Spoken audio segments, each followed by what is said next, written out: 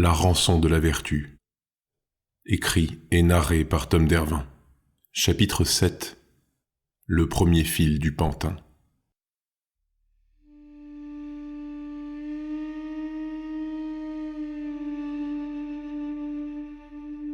Constance n'avait plus de larmes à faire couler.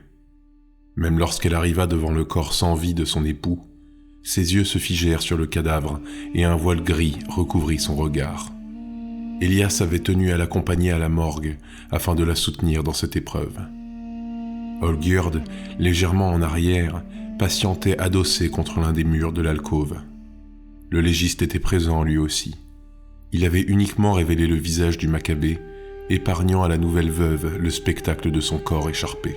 « C'est lui », affirma Constance d'une voix sans âme. « C'est Victor. » À cette révélation, Elias enveloppa la femme dans ses bras. Elle se laissa faire, les bras ballants, le regard vide. Constance semblait s'être changée en une grande poupée de chiffon. Sa tête posée sur l'épaule du pêcheur, Elias sentit la caresse de sa chevelure qui filait sur sa joue. Discrètement, le nez plongé dans les cheveux de Constance, il huma chacune de ses odeurs et se délecta des fragrances subtiles dégagées par la veuve. « Madame, » les interrompit Olgierd, « on pourrait sortir peut-être. » Le lieutenant avait les traits tirés et tentait vainement de dissimuler la fatigue qui l'accablait. Elias hocha de la tête puis relâcha son étreinte. Il prit Constance par le bras et ils quittèrent la morgue tous les trois. Une fois à l'air libre, le pêcheur contempla la ville en contrebas. Comme à leur habitude, les quais d'encens se mouvaient sous les assauts répétés de la marée. Alors, à son apogée, la mer allait bientôt commencer son retour vers l'est du golfe. Constance s'assit sur un muret de l'autre côté de la rue où elle s'abrita des rayons ardents et de leur chaleur implacable. Tandis qu'Olgierd l'observait, il demanda « Comment vous allez faire pour la petite ?» Le lieutenant tourna la tête vers Elias, toujours perdu en contemplation. Il l'interpella. « Monsieur Choiseul ?» Le pêcheur émergea soudainement de ses rêveries. « Ça va aller ?»« Oui, pardon, j'avais la tête ailleurs. »« Je comprends, mais... vous allez devoir vous ressaisir. Votre ami n'a pas l'air de se rendre compte de l'urgence de la situation. » En effet, Constance était ailleurs. Depuis l'annonce du décès de son époux, elle n'avait plus parlé de Camille. « Elle est en état de choc, » reprit Olgierd, « mais ça va lui passer. En attendant, il faut que vous compreniez que plus vous attendez, plus la petite s'éloigne de vous. » Elias acquiesça à plusieurs reprises. « Oui, je comprends. » Il releva la tête vers le lieutenant. « Vous ne pouvez pas nous aider, je suppose ?» Olgierd prit une mine embarrassée. « Je suis désolé, » dit-il en montrant les escaliers qui redescendaient vers les quais d'encens. « Mais je n'ai aucune autorité à partir d'ici. Le peu de pouvoir que j'ai ne vaut que sur l'île du berceau. Une fois en bas, je redeviens un simple habitant. » « Je vois. » Elias ne cacha pas sa déception. « J'ai peut-être une idée. » Même si je dois admettre qu'elle ne me plaît pas beaucoup. Olgierd l'interrogea du regard, mais le pêcheur ne lui répondit pas. Soit vous en dites trop, soit vous n'en dites pas assez, monsieur Choiseul. Mais j'ai suffisamment d'expérience dans ce que je fais pour savoir que vous allez nager en eau trouble. Le lieutenant s'approcha de lui et planta son regard dans celui du pêcheur. Un petit conseil, Elias. Ne pactisez pas avec le démon, même si c'est pour sauver le monde. Ça n'augure jamais rien de bon. Vazrak lui mit 2 tapes sur l'épaule avant de tourner les talons et de se diriger vers Constance. Pendant ce temps, le pêcheur garda les yeux rivés sur Olgierd. Il commençait à apprécier la compagnie du lieutenant. L'homme était loin d'être idiot, il avait même l'air dangereux, mais demeurait pourtant assez malléable. Typiquement le genre de personne qu'Elias aimait avoir sous la main. « Lieutenant !» Olgierd marqua une pause et se retourna. « Si vous changez d'avis et que vous souhaitez nous aider, je pars ce soir, au coucher du soleil. J'espère que vous ne me trouverez pas pitoyable en vous disant cela, mais je ne pense pas avoir les épaules pour ça. »« Et où partez-vous, monsieur Choiseul ?» Elias prit un visage inquiet, presque veule, coupé par un rictus sceptique. « Signer un pacte avec le démon, lieutenant ?» Olgierd lâcha un petit rire désabusé et leva les yeux au ciel. Il fit ses adieux à Constance, puis partit sans un mot de plus. Alors qu'Elias le regardait disparaître dans la foule, le pêcheur put presque voir le premier fil qu'il venait d'accrocher sur son nouveau pantin.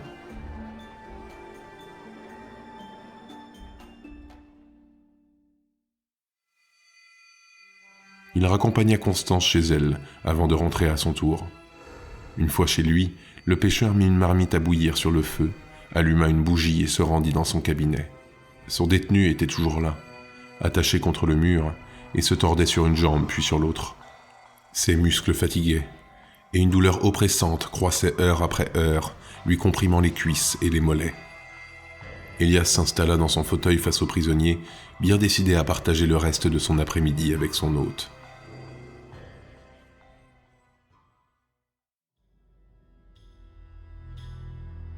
De son côté, Olgierd était lui aussi rentré. Une fois sur le seuil de son appartement, le lieutenant leva la voix. « Louise ?» Sa voix résonna à travers le couloir, mais personne ne répondit. Olgierd ôta sa chemise et la jeta sur une commode. Il récupéra la bouteille que le capitaine Navel lui avait confisquée quelques heures plus tôt, ainsi que sa pipe qui l'attendait au salon. Le soulard ralluma sa bouffarde, sa poitrine se gonfla des volutes hallucinogènes, et tandis que la drogue imprégnait ses poumons, Olgierd combla le vide de son estomac par une rasade de spiritueux. L'alcool lui brûla la gorge, et les effluves de la boisson se mêlèrent aux fumées qu'Olgierd laissait naturellement s'échapper entre ses lèvres. Exténué et bercé par les substances, le lieutenant s'affala dans son divan et s'endormit. Quelques heures s'écoulèrent. Le parquet grinça, et Olgierd se réveilla en sursaut. L'appartement baignait dans une lumière rouge, et les ombres s'épaississaient. « Louise » appela-t-il à nouveau. Une voix grave lui parvint du bout du couloir. « Toujours pas » Olgierd roula des yeux. « Vous savez, si ça se passe si mal que ça à la maison, vous pouvez toujours louer une garçonnière » lança le lieutenant tandis que le capitaine Navel apparaissait dans l'embrasure du salon. Guillaume esquissa un petit sourire. « Je te remercie de t'en inquiéter, mon gars, mais sache pour ta gouverne que tout roule de mon côté. Moins je suis présent chez moi, et mieux mon couple se porte. » Olgierd balaya du regard la table devant lui, à la recherche de quelque chose à manger. S'il y avait eu un jour de la nourriture sur ce mobilier pourri, alors elle n'était plus comestible depuis un moment. Cependant, le lieutenant fut enchanté de voir son hôte lui jeter un petit sac sur les genoux. Si Navel débarquait fréquemment à l'improviste, il ne venait que rarement les mains vides. Olgierd ouvrit la besace et son sourire s'effaça aussitôt. Il releva la tête vers son supérieur, qui, lui, le regardait avec des yeux moqueurs. « Il n'y avait plus que ça », lui dit l'aîné. Olgierd plongea la main dans le sac et en ressortit une petite tourte de crabe. La pâte était sèche, tout comme l'intérieur du gâteau.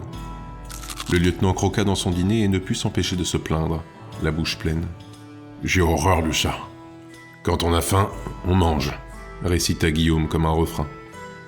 Le barbon resta en silence le temps qu'Olgierd finisse son repas. Sa tourte terminée, il essuya ses doigts sur la coudoir du divan. « On m'a dit que t'étais repassé à la morgue. Ça fait plaisir de voir que t'as changé d'avis », fit remarquer Navel. Vazrak se servit un verre et tendit la bouteille à son chef, qui lui adressa un nom de la tête. « Changer d'avis ? À propos de quoi ?» Navel s'enfonça dans son fauteuil. « Eh ben, à propos de nos 3 collègues qui refroidissent dans les placards du légiste, tiens. J'ai changé d'avis sur rien du tout, » trancha Olgierd avant de prendre une gorgée. « J'y suis retourné pour autre chose. » Navel leva un sourcil circonspect. « Autre chose ? Tu m'expliques ?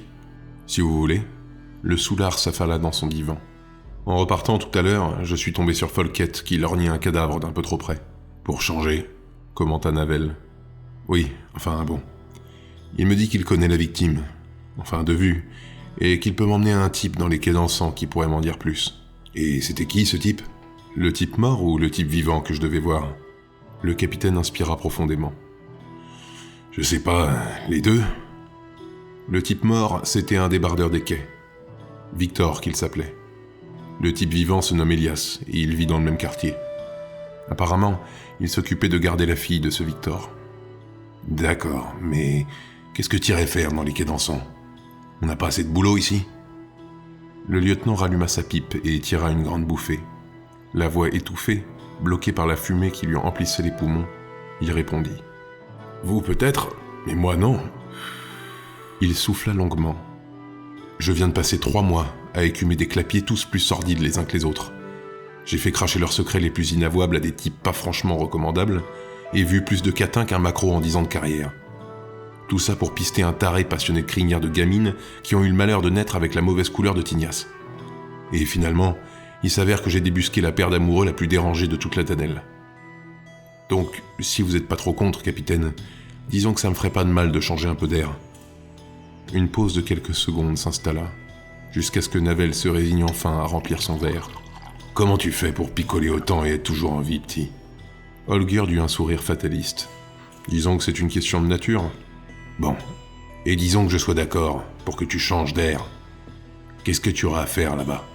Navel plongea le bout de ses lèvres dans l'alcool. « Ton travail est terminé. T'as retrouvé l'épouse de ce pauvre type, elle l'a identifié. Que veux-tu de plus ? Traquer ceux qui l'ont tué ? » ?»« Non, » répondit Holgerd. « Je pense avoir une petite idée sur ce qui lui est arrivé. Et ça ne me mènera pas loin. Non, ce qui m'intéresse, c'est la fille de ces pauvres gens. » « Leur fille ? Celle que ton pêcheur garde de temps en temps ? » ?»« Celle-là même. Elle a disparu. Le mari est parti à sa recherche, et c'est comme ça qu'il a trouvé la mort. Mais je pense que les deux événements ne sont pas liés. Le mari, ce Victor, était juste pas au bon endroit au bon moment. Mais la fille a été enlevée chez eux en pleine nuit, et ils n'ont retrouvé qu'une bourse pleine à la place de la petite. Une coquette somme, apparemment. Merde, comme vous dites, capitaine. La personne qui se cache derrière tout ça a des moyens, et a sans doute visé un enfant des quais d'Encens, d'une famille pauvre qui plus est, pour ne pas avoir qui que ce soit à ses trousses. Pour les gens qui vivent là-bas et qui n'en ont pas les moyens, ils n'ont aucun recours dans ce genre de circonstances. Le mal est déjà fait, et ils sont baisés jusqu'à la moelle. Le capitaine pencha la tête et regarda Holger d'un œil fier. « Et c'est pour ça que tu veux les aider, c'est ça ?» Le lieutenant prit une lampée de torboyau. J'aimerais bien voir la tronche de l'enfant de salaud derrière tout ça, lorsqu'il constatera qu'un enfoiré dans mon genre est venu mettre un petit grain de sable dans les rouages de sa jolie machine. Navel ne put retenir un sourire. Quel est ton plan ? Le pêcheur, Elias, a peut-être une solution. Ou un début de piste, je ne sais pas exactement. Mais il y arrivera pas tout seul. Il est déjà effrayé à l'idée de sortir la nuit, alors se jeter sur les traces d'une gamine enlevée par des types dans le genre auquel je pense, ça risque d'être compliqué. Et ton pêcheur, tu crois qu'il pourrait avoir un lien avec tout ça ? Holger attrapa une veste qui traînait par terre et l'enfila. Non, comme je vous l'ai dit, il n'a pas une âme de soldat. Mais il essaye de faire au mieux pour aider la veuve. Tu crois pas qu'il pourrait s'en être amouraché ? Et que maintenant que la place est libre, il fait ce qu'il peut pour récupérer les meubles ? Vazrak eut un petit rictus cynique tandis qu'il bouclait sa veste bouton après bouton. C'est toujours possible. Mais quelque chose me dit qu'il aimait bien cette petite, et qu'il s'en veut déjà pas mal de ne pas avoir pu aider cette famille. Il va tenter quelque chose, mais il risque d'y laisser des plumes. Holger regarda par la fenêtre avant de passer un poignard dans son dos. Le soleil se couche. Il faut que je me dépêche. Ah, mais tu pars ce soir ? Demanda Navel avec surprise. T'as à peine dormi quelques heures. Le devoir n'attend pas, répondit Vazrak avec un air faussement solennel. Le capitaine ria. Ouais, fous-toi de ma gueule. Il se leva à son tour et suivit son lieutenant. Et si Louise passe ? Bah, elle aura qu'à rentrer, la porte de l'appartement ne ferme pas. Suis-je bête ? Les deux hommes descendirent dans la rue. Comme de coutume, des sans-abri s'entassaient contre les murs. Les indigents discutaient et riaient autour d'un feu allumé dans une vieille bassine rouillée. Au-dessus des flammes, quelques poissons rachétiques tournaient sur une broche. Holger les salua au passage, tandis que Navel se contenta de l'attendre au bout de la ruelle.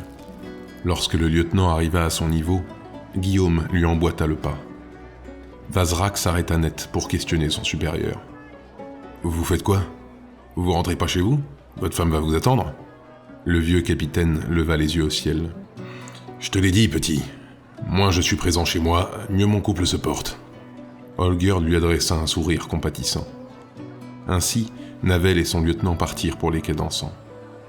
Le soleil se couchait derrière le golfe, et plus bas, Elias quittait son cabinet dans lequel il avait passé l'après-midi. Détendu, le pêcheur s'installa à sa fenêtre, contemplant le disque ardent s'évanouir petit à petit de l'autre côté des courbes de l'horizon, fondu comme chaque soir entre ciel et mer. Il n'espérait plus qu'une chose, que son nouvel ami, ou sa nouvelle marionnette, allait bientôt venir frapper à sa porte. Elias frémissait déjà à l'idée d'observer le lieutenant Vazrak se débattre dans la toile qu'il allait tisser pour lui. Malgré cela, le pêcheur ne pouvait imaginer à quel péril lui et son pantin allaient bientôt être confrontés.